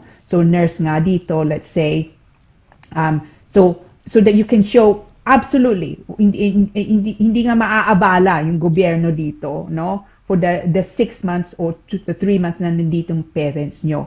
So it's if you have it to show it. It cannot hurt. Okay, all right. Okie dokie. All right. Attorney, meron tayong question dito, no? From ito, okay. Live viewer natin. Pinoy Radio. PRUK. Meron ba PRUK France? Baka Pinoy Radio France, direct, hindi Pinoy PRUK France. Kasi PRUK, Pinoy Radio UK, tapos France. PR France. Yeah, okay, France. Sa France, Leonora Ramos from Wootham, UK. Meron ba? Wootham, UK? Meron mong area dito. Sige, attorney, can you read it? Can you see it? Okay, so just about. So, attorney in sir, pwede po bang mag-ask? Witham pala, Witham. WITHAM. Witham. Okay. Yeah. So, sa program nyo. Pero Wootham nakalagay, W-U? Wootham. I don't know what Wootham is. No. Okay. So, sige, okay. So, concern po ko, anong visa po pwedeng mag-apply para sa 16-year-old kong anak? I'm holding pre-settlement visa while my husband's holding indefinite leave to remain, ILR. We are both working. 1 year pa lang yung dito sa UK. 1 year pa lang po ako dito sa UK. Yes. I see it. That's why pre-settled ka. By the way po, yung anak ko sa late hubby ko. So hindi anak nitong Mr. mo nga dito. Okay, Remarried nga lang uli sa husband ko. At present, ano bang mga requirements and steps na gawin, attorney? Is there a chance baka makasama ko siya dito? Yes, absolutely. You can, Leonora, no? Look, of course, we Brexited nga already, yeah? But where you can show, so yung asawa mo, I'm assuming, has maybe here as Spanish, but now with indefinite leave to remain. So as long as you can show nga that the relationship existed prior to the 30th of December 2020, no? Then you can apply still for family members to enter the United Kingdom pursuant to the EU regulations as incorporated by the immigration rules. So the answer is yes, you can make an application nga. Ang bisang bibigay nga din sa kanya, like you, would be pre-settlement, no? Essentially, pagka nandito na nga siya. But I mean, she's 16, so yes, no. So I'm assuming you were married nga prior to the 30th of December, so she became your husband's stepchild, no?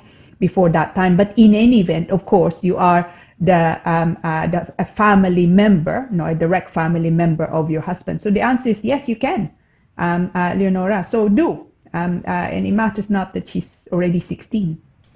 Pwede ba two routes yan, no? One is anak niya as a pre-settled, at isa doon, for example, formalizing the adoption, how do you call it? Adoption of the, kasi may bagong husband eh. Could that be also parang isa doon sa, no? Is she having a lot of avenues to use? Ganun ba? O hindi? Yeah. I mean, the adoption is a possibility, but I would not advise it because the problem with adoption nga is it's very, very long, no? Okay. So, galing nga sa Pinas, we are now part of the Hague Convention, but still, it can take minimum 2 years, I gather, for adoption process to happen nga in the Philippines. It's quite expensive also. So, a quicker, easier route would be nga making an application because she's anyway she's your child and she's the stepchild of an EU national who now has indefinite leave to remain in the United Kingdom, so settled status na nga siya. So absolutely, it's you can. And anyway, also there's also the immigration rules available, no? So you can even make use of the immigration rules to bring her into the United Kingdom nga as your dependent.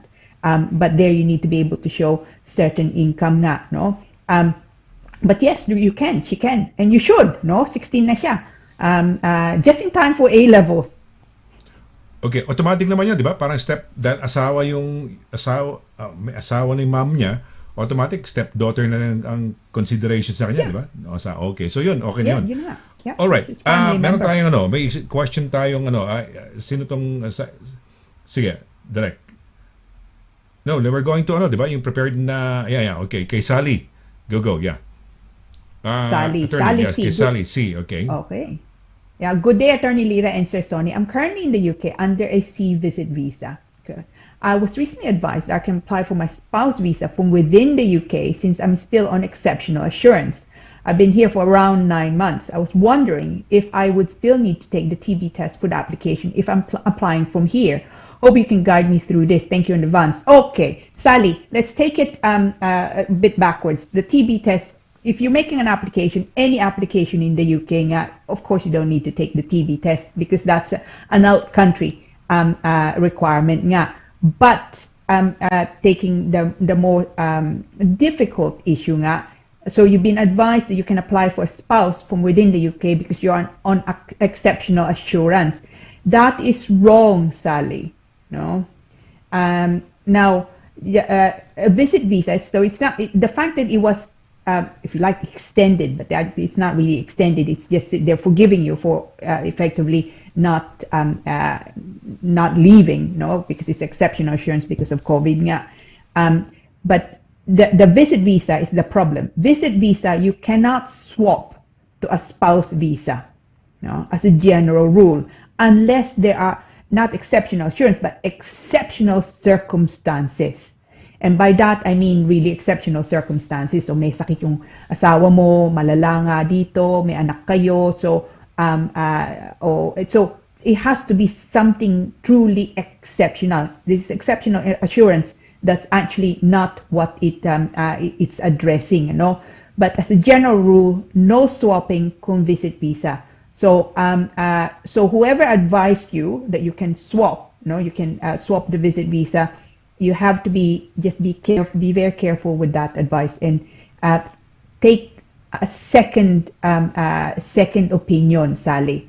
Because what you don't want to happen is that you have then a refusal. The application fee alone in the United Kingdom is £1,052.20 plus IHS surcharge of 1,560 for the type of application that you're going to be making. Okay, babalik nila sa inyo yung 1,560 but not the 1,052.20. Seek advice. Huwag niyo munang gawin.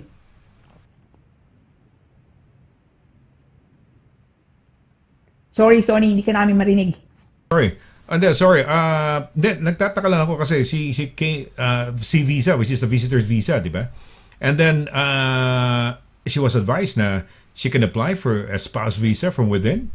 Sabi mo nga, there's no such thing as exceptional assurance, no? There's no such a thing as, is there such a thing also? There's this exceptional assurance, but that's to do with, because of COVID, no? So basically, due to COVID, the government introduced a kind of a concession. So sabi nila, okay, kung may visit visa ka, matatapos ng visa mo, you can just write to us and say, look, I can't go back to my home country because of the COVID issue there, no?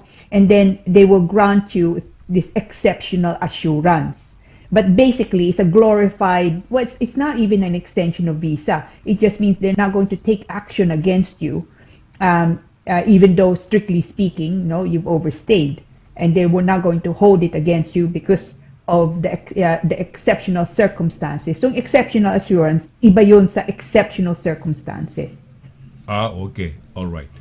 So actually, para can we infer that she might have extended her stay by virtue of falling under that time, yung time na yun na may COVID.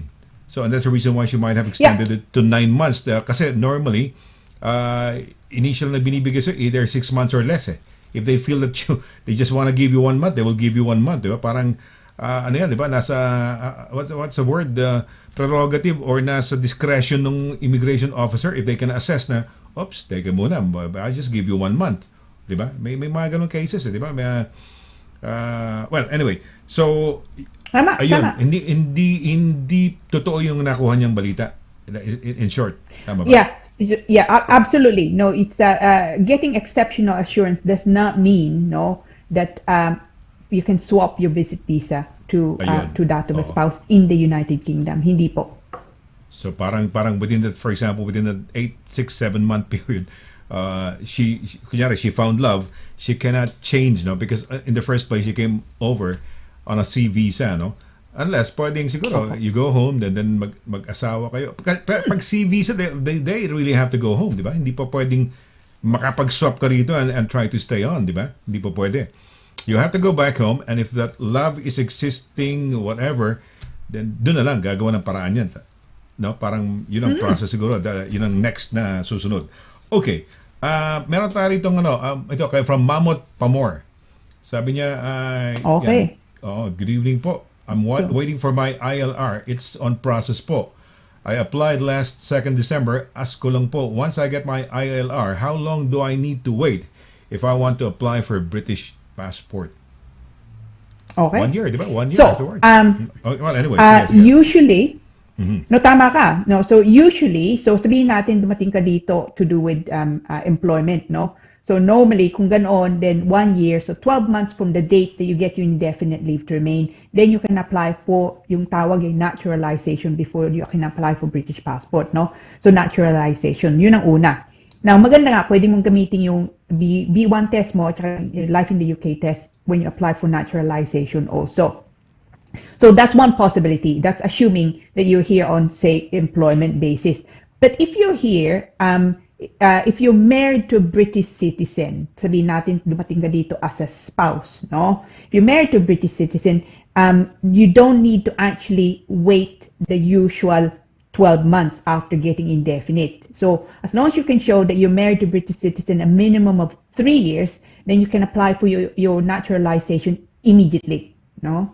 Now, the third point to take a note of is that, of course, is subject to any immigration background. Kung may immigration background ka, it could be that you can't apply immediately. So we were discussing, I think it was last week nga, there's certain, if you like, issues, no, when you're applying for naturalization that may lead you to have to wait. So kung meron kang background, immigration background, it could be that you have to wait 10 years from the date that you were regularized in the United Kingdom. But hopefully, hindi nga yung problema, Mamot. Sabihin niyo sa amin kung anong klaseng visa mo nga, anong nakuha, nung nakuha mo yung indefinite mo, on what basis? Kung spouse, kasal ka sabihin natin, British nga dito, then you can apply immediately. You don't need to wait. Husband British. So you don't need to wait, Mamot, no? Ibig sabihin, pwede ka magpasok ng application as long as you married 3 years nga. As soon as the day after you get your indefinite leave to remain, which is now, you can make an application actually for naturalization. Don't wait, gawin mo na. Ayan, don't wait, gawin mo na, no? Kung medyo, ang problema kasi minsan yung, magkano ba ngayon, attorney? Kasi maraming taong nagsasabi, mag-iipon pa ako, yun ang problema eh. Tapos, tawag dito, yun ang problema eh, no? Yun ang usually yung problema eh, mahal eh. Magkano ba ngayon? Would you know? Is there an I updated, can't remember exactly. So it's about, I think it's about 2,000 something na nga ngayon, I think. Now, yes. Pero, look, kung alam ko ang laki nga noon, no? Kailangan mga tao, kailangan natin mag-ipon. That's fair enough nga. Pero kung kaya nyo, no? And ang payo ko, i-priority nyo. Dahil unang-una, tataas yung yung fee, no? Yun, Hindi oo, yung bababa, tataas yun. And every year, usually, okay, last year, hindi nga nila ginawa. So, it could be that this year, tataasan nila uli. And even worse than that, hindi nga lang fee, no? Baka dagdagan pa nila yung mga requirements. Because at the moment, kung nakakuha yung B1 test dito for the indefinite at saka yung life in the UK, pwede yung gamitin for the naturalization. Baka baguhin nila yon. Kung sabihin nila, dadagdagan namin another test. Ay, ako, that may So, be, gawin nyo na. that may make Okay. it for some Okay. impossible. Do Gawin it nyo. as early as possible kung po pwede, no? Okay. Ayan, direct, doon na tayo sa mga questions muna. Mamaya na yan. Last na natin, pinaka-last na natin yan. Si Mamot Pamor, meron siya additional question, no? Si Mamot Pamor. Ayan, sabi niya, good evening po, ma'am and sir.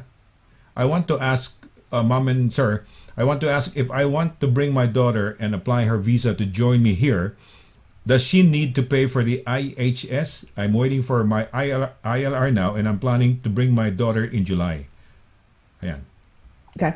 The answer is not if she's entering the UK as your dependent. So, the indefinite ka na nga, you married to a British citizen, if you make an application for her to join you after you get your indefinite leave to remain, nang ipapasok yung application is of course sa kanya indefinite din, no?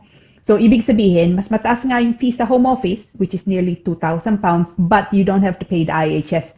That's the Immigration Health Surcharge. So, when you look at actually, you know, the fee, the indefinite leave to remain fee, by comparison to the limited leave to remain fee plus the IHS it's about the same actually. It's just maybe 100 or so pounds difference between them.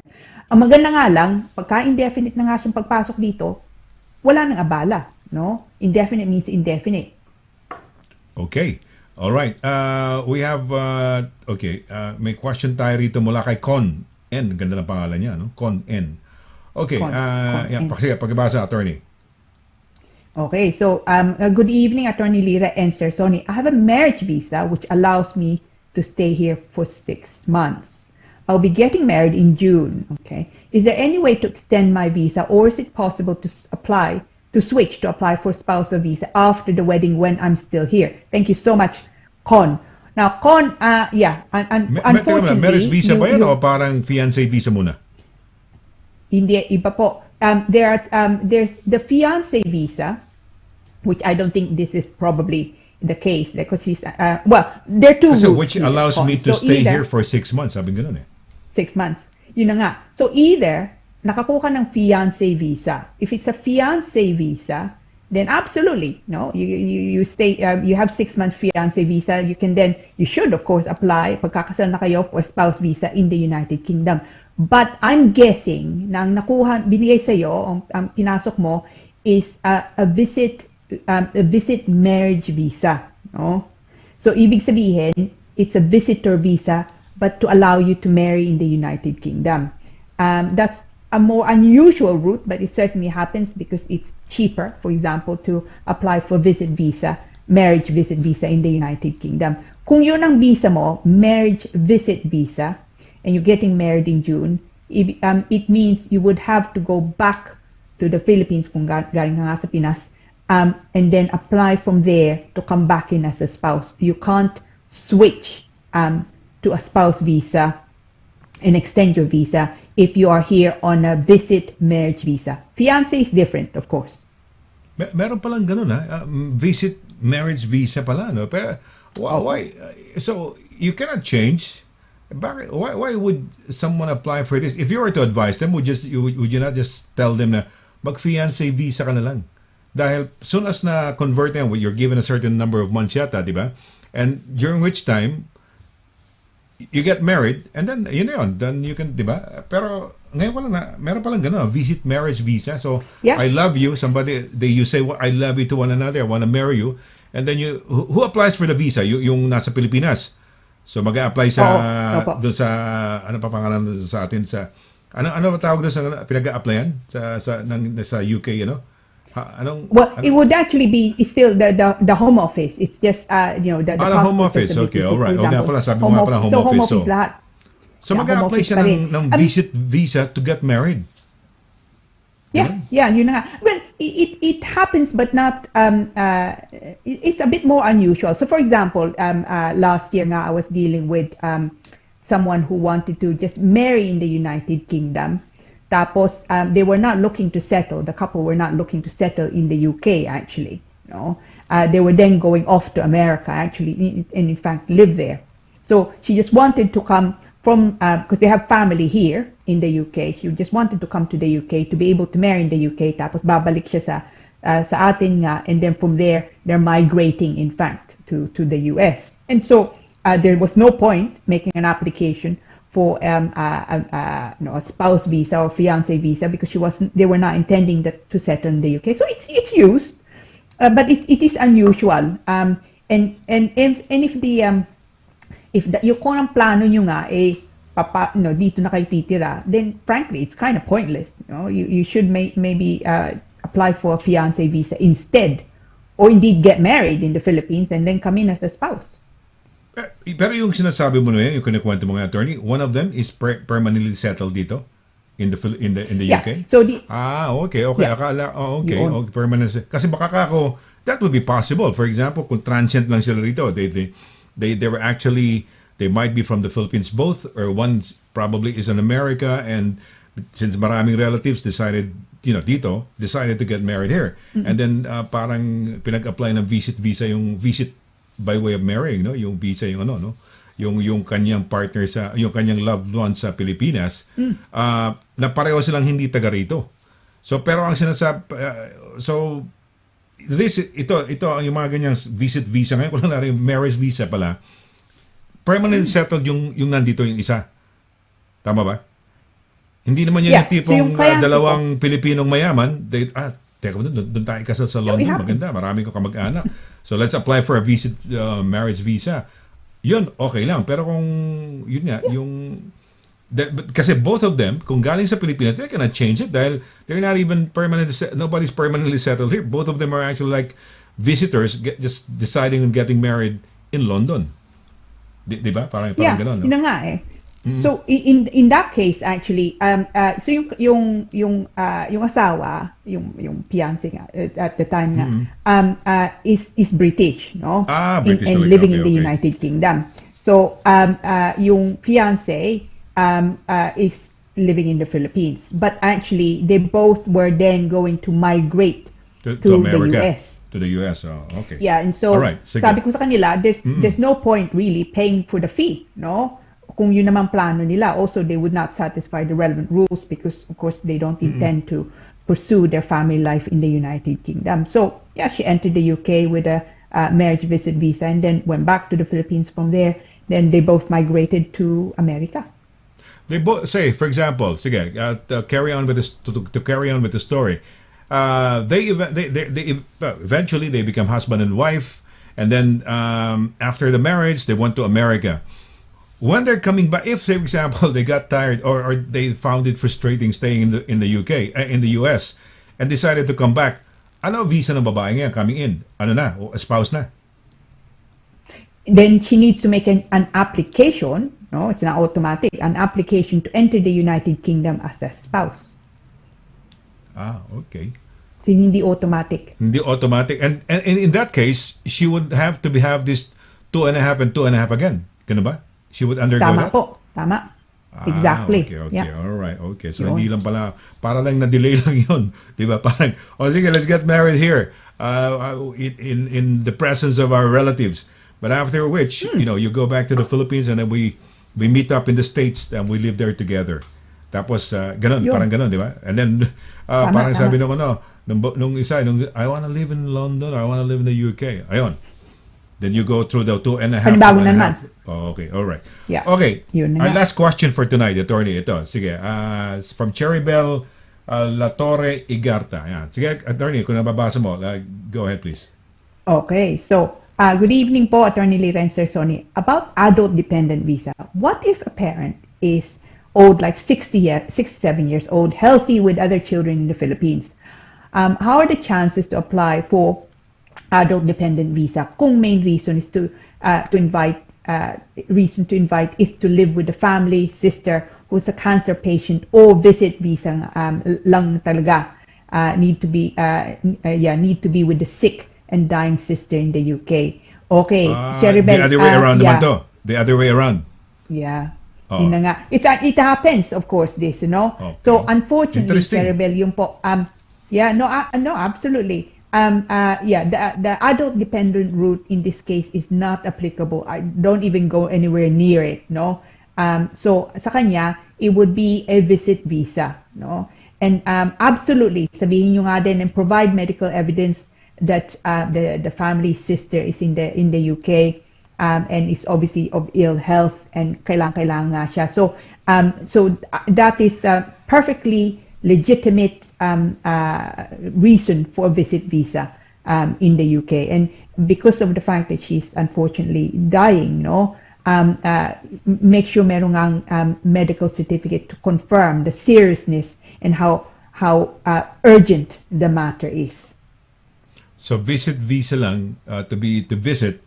Pero not a reason enough for, say, for example, for the sister to apply for a relative or like her sister na magaling na nasa Pilipinas to be able to come over and care for her, attend to her. Hindi so po visit pwede yun? visa nga lang. Visit visa. Hindi po. Okay. Like you see, visit visa ang bibigyan sa kanya, and of course, during that time, do care for her, no. Pero limited, laging 6 months yan. Can you extend it? Can you extend, 6 months. for example, after having the 6 months, write a letter, or I don't know, how is an extension done? Do you write a letter to home office na naman, online na naman, ganun ba? Hindi, no, not letters. It has to be actually an application. So if you're making an application to extend the visa, it must always be an application nga. You can, in unusual circumstances, get an extension of a visit visa, but it has to be really unusual. So, for example, unfortunately, kung namamatay na nga siya, and your visa is about to expire, or a week to go, you simply want to maybe extend it another month because you think that you'll last maybe another month nga. In those exceptional circumstances, then they may well extend it, but it has to be truly exceptional. Okay. Kung namatay, for example, hindi itong sister niya, kunyari in situation, namatay yung sister, may sakit, terminal illness at lahat namatay, patay na eh. So, can relatives from the Philippines suddenly namatay, for example, anybody, suddenly namatay, although kunyari, you have still 1 year to live or 6 months to live, instantly namatay, nagkaroon ng heart attack or whatever, no? Can relatives from the Philippines apply to come over to the UK? Wala nga mag-a-apply. Siguro kapitbahay, best friend lang. Naku, namatay na ho siya, no? Condolence, Mrs. ganyan, o yung family sa Pilipinas. Condolence, namatay ho si ano. Yung parang yun ang principal, o kaya yung di ba? Paano yun? Can they come over? Siyempre, dapat, di ba, pagka gusto mo kunin ng pamilya mo, you shall show some letter. Hey, I'd like to get my mother, my family, my daughter, my granddaughter. Ito, patay na eh. Are there cases like that na nakarating just to be dahil namatay yung anak nila o namatay yung kapatid eh? Yeah, no, of Anong course. visa yun? I mean, anyone. Yeah. Visit visa pa rin, no? To visit attend visa. the funeral nga, visit visa pa rin. But there you have the practical problem, no? So, sasabihin nga nila, look, if the funeral is taking place, a week from now, say, the visa application, by the time you make the application, you're already looking at probably longer than a week nga. So it is very likely that by the time you get to the UK, the funeral's been held already. So there's that practical issue. But of course, kung kamag-anak mo, pamilya mo, you can make an application on a priority basis and ask if it can be dealt with urgently because of the circumstances. You can apply for priority service. There's a fee depending on the type of priority that you're going for. But it's possible. It's possible certainly to apply, but visit visa nga din uli. Usually a funeral naman, there's a funeral kung may nag-ayos. Kung walang nag-ayos at siguro nasa hospital lang yung cadaver, tapos aayusin lang, sister. Marami tayong mga kababayan dito, nag-iisa lang, di ba? And sometimes may mga sad cases nga. na minsan dito na lang namamatay, walang relatives, walang lahat, no? Mga ganong cases. May isang pelikula na ginawa si, yung ating kaibigan si Joey something, no? Starring Pilar Pilapil, ganun storya, no? Namatay na lang siya rito. Anyway, sige, we have a couple of questions nandito. Abulin lang natin, ma'am, sige. Attorney, pakibasa lang. Okay. So, good evening, Attorney and Sir. I have 11-year-old boy from the past relationship. Now I'm married to a man with permanent settled status here in the UK. Is he able to sponsor my child because I don't have a permanent job? I don't have enough money to show. I'm just only new in this country. I arrived last June 2021 and got married last October. I'm working at the moment, but only agency. Thank you, po. Because you're married, no? When he makes an application, or he makes an application, yung anak mo nga, it would be on the basis that, of course, he's joining you and he's joining your husband in the UK. So I'm assuming ang visa mo is spouse visa ka dito. So ang mangyayari, your child will get a visa in the same that tally with yours. So kung matatapos ng visa mo in 2023, because you just arrived last June 2021, you probably got a 2.5-year visa. So if it's going to expire in 2023, then ang bisang bibigay sa kanya also is 2023. But they would need to also, you need to also satisfy the income requirement. So ibig sabihin kailangan yung pakita sa iyo 18,600, di ba dati? Kung kukunin yung bata, then it'll be 22,400 ang kailangan total joint income nyo. So your part-time work plus your husband's full-time employment together must not be less than, I think it's 22,400. Because you're applying for your boy to enter the UK. So absolutely, you can keep us informed, no? Okay, pwede. Basta you satisfy the yung requirement, no? Na 24,200. Yeah, so 22,400. So okay. Yeah. So yun, kailangan ma-satisfy. So okay lang, maski hindi ganun kalaki ang sweldo mo, kung mahabol naman nung husband niya ngayon, no? So pwede. Yeah. Alright, okay. So there's, the answer is yes, no? Possible. Yes. Yeah. Okay.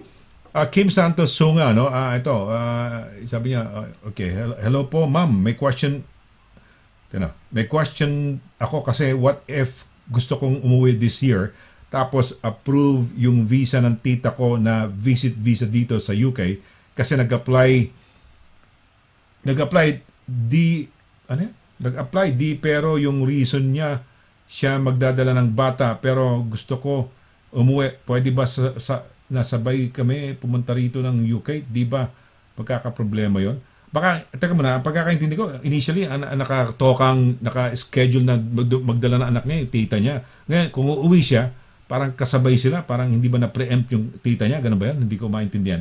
How do you figure it out? Paano mo, attorney? Yeah. No, I mean, ito, okay, kung nabigyan na nga siya ng visa, sabihin natin, ang dahilan nga dadali nga niya yung bata dito, pero gusto mo nga din umuwi.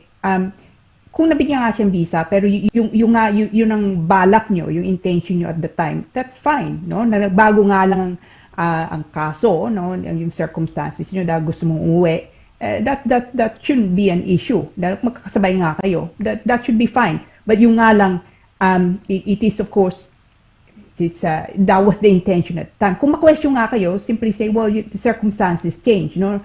You thought hindi ka pwedeng umuwi, but in fact you could. So, but that on its own should not be an issue. Couldn't they just probably, sa bagay, kasama yung anak niya, hindi, pwede mag-iwalay ng flight, no? Pag-iba siya ng flight, mag-iba ng flight yung anak niya, tsaka yung tita niya, no? Hindi ba magkakaroon ng problema, attorney? Parang hindi ba bakit ganun, di ba? Well, if you asked, you mean, of course, that's a possibility, no? Pero pagka tanungin nga kayo, just simply say, the idea was na dadali nga niya yung bata, sabay nga dito, no? You initially were not able to go, but in fact now you could, and that's why you're there. That on its own should not really lead to a problem. Yung nga lang, tama ka, Sonny, no? It could be, if you have a fairly overzealous, no, immigration officer sa airport and goes through all the records, it could be that it may be an issue, no? Oo. So, I mean, it's probably safer just to see nga, no? I mean, is what happens with the application una. O hindi kaya pwede na, total, gusto mo naman sumabay, pero umuwi sa Pilipinas siguro rather than waiting for your child, no? Tapos siguro you wanna spend some time, go to Boracay, go to Pero, coming back, baka pwedeng mag-separate kayong flights, no? Pero sabi nga ng attorney po, pwede naman, okay lang, explain nyo lang. Kaya lang, sa akin lang is, yun nga, no? Baka lang. Kasi minsan, taga rito ka na, no? Yung dumating ka na, kunyari, galing ka sa labas, o saka rito nakatira. Tatanungin ka pa, teka muna, British passport na yung pinapakita ko sa'yo. Tatanong ka pa kung saan, di ba, andito na nga ako. So, mga ganun pa, no? But anyway, meron pa ba tayong Okay na yun. Yung last na yun, attorney. Direct, no? Yun na yung ito, may isa pa. May isa pa ba yan? Kim? Sino ba yan? Taga Edinburgh pala yun. Yung kanina, si Kim. Okay. Talaga? Si Kim. Sige, yun na muna. At napakarami na natin tanong at we suggest that you guys send your questions in earlier para hindi tayo masyado magtagal, no? Ayan, okay. Si Rudy Libroho is greeting us. No? Rudy, yan. So, hi, elegant and lovely attorney. Wow. Lira and mga always good-looking guys, Sir Sonny and Sir Edgar and lovely Direct Paula and all the viewers from Team Libroho. Mabuhay kayo, no? Okay, ayan. Tapos, sino to? Ferrer Mudge. Hi, Miss Lira. How are you? Watching from PRUK. Kilala ka siguro to. Mudge Ferrer. Tama ba?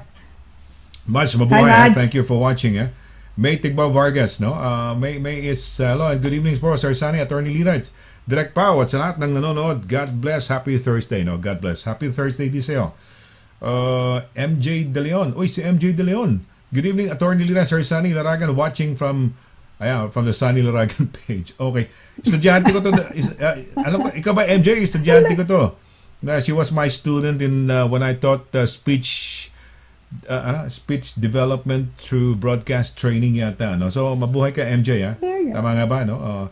And then si Maribel Pascua Favor, ano ba tag dito? Ito yung yung wife ng first Filipino mayor dito sa United Kingdom. Wow. Si Danny Favor, no? So first councilor, first elected councilor, and then eventually became the deputy mayor and then became the mayor, no? So mabuhay, no? Ayan, sino to? Si Isa, sino yan?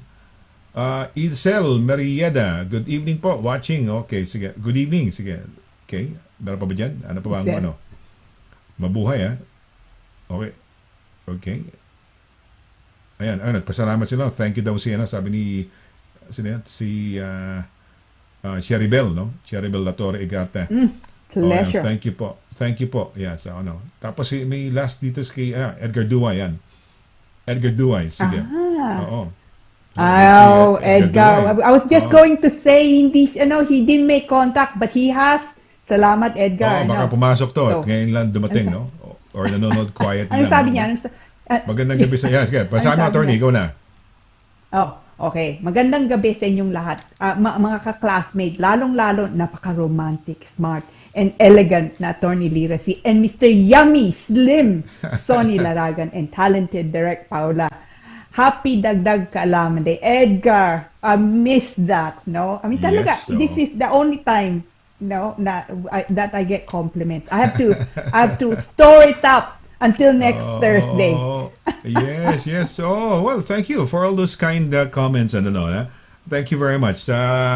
Ganyan talaga when we all love one another, no? So that's good. Feeling is mutual. We're in a very nice, loving, caring environment, no? Itong ating samahan. Tama. Okay. Well, I guess, attorney, it's time for us to say goodbye. Baka meron ka mga shout-outs, something that you might have forgotten and remembered. Nakalimutan ko yun. I'll have to pahabol, or let them know how to get in touch with you. Yes, go ahead, please. Okay. So story if we didn't manage to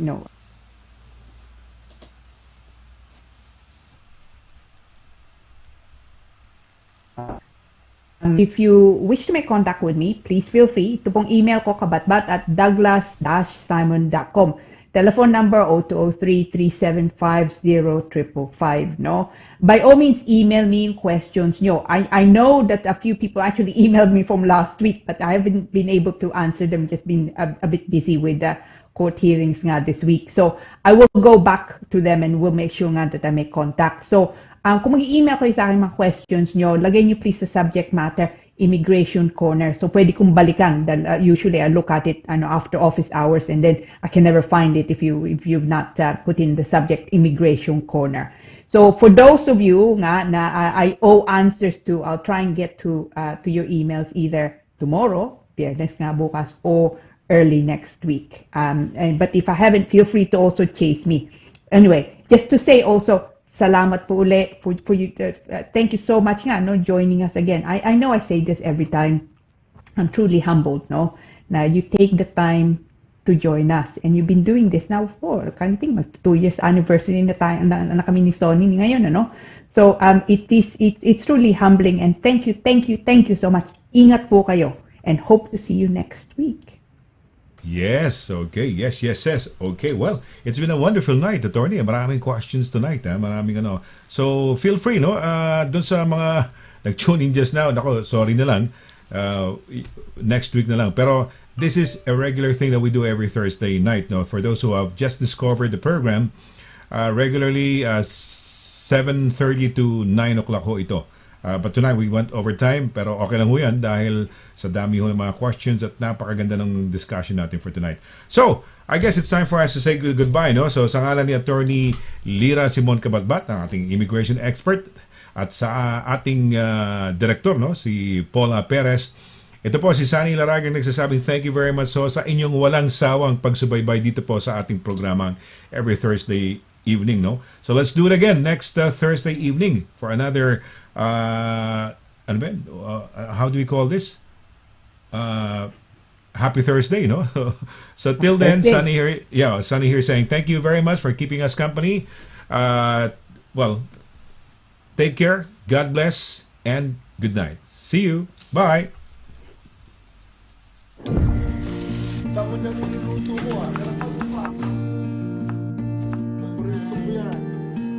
Sa World Remit, naiintindihan namin ang iyong paglalakbay na minsan kailangan lumayo upang makamit ang tagumpay.